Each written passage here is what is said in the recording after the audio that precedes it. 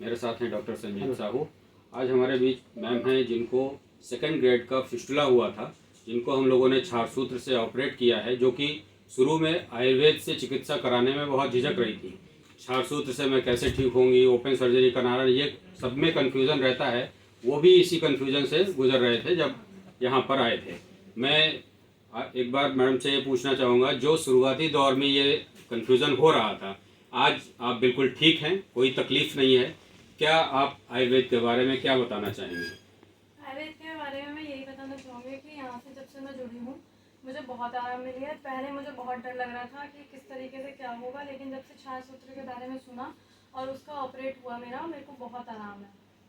जी ma'am, जैसे लोगों के मन में रहता है कि जब हम छार सूत्र से लाइगेट करा लेंगे फिर अपने दैनिक कार्य कैसे कर पाएंगे, मोशन जाने के लिए या रोज चलना फिरना, ये सब कैसे होगा? क्या इन कार्यों में कोई दिक्कत आई आपको? नहीं, मुझे कोई दिक्कत नहीं है। पहले मुझे डर लग रहा था, लेकिन जब आपसे जुड़ी मैं उसके बाद अगले दिन से आपने तो मुझे 2 दिन में ही खड़ा कर दिया। मेरे को कोई दिक्कत नहीं है। ठीक है। पहले मतलब ये था कि छार सूत्र बहुत पेनफुल थेरेपी होती होगी, थोड़ा टेक्निकल फॉल्ट होता है, कई बार लोग गलत थेरेपी कर देते हैं। बहुत नॉन मेडिकोज हैं अपने समाज में जो मतलब छार सूत्र के नाम पे प्रैक्टिस कर रहे हैं। जैसे हम लोग हर गांव में देखते हैं, कुछ नॉन मेडिको होते हैं जो आज भी दवा देते हैं।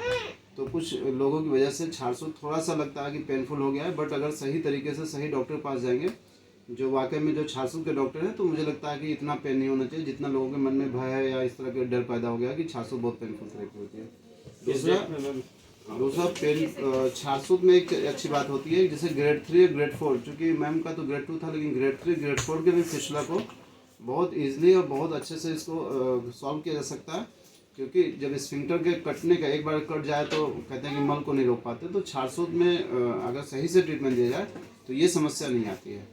ये छार सूत्र की चिकित्सा करने में जो आपका टाइम ड्यूरेशन था, कितने दिन हुए आपको? आप बताएं जरा कि कितना टाइम लगा आपको सेकंड ग्रेड में ठीक होने में?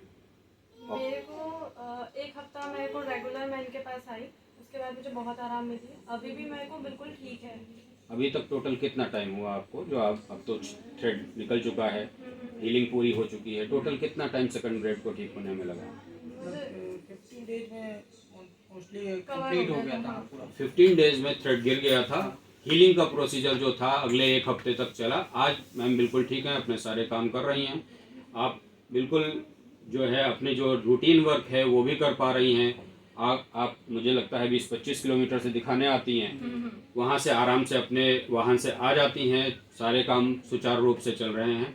इस तरीके से छार सूत्र से जो मलद्वार की बीमारियां हैं, मैं ये एक आपको बताना चाहूँगा कि बिना बहुत तकलीफ के और सारे दैनिक कार्य करते हुए आप छार सूत्र थेरेपी से मलद्वार की बीमारियों के लिए अच्छा इलाज पा सकते हैं।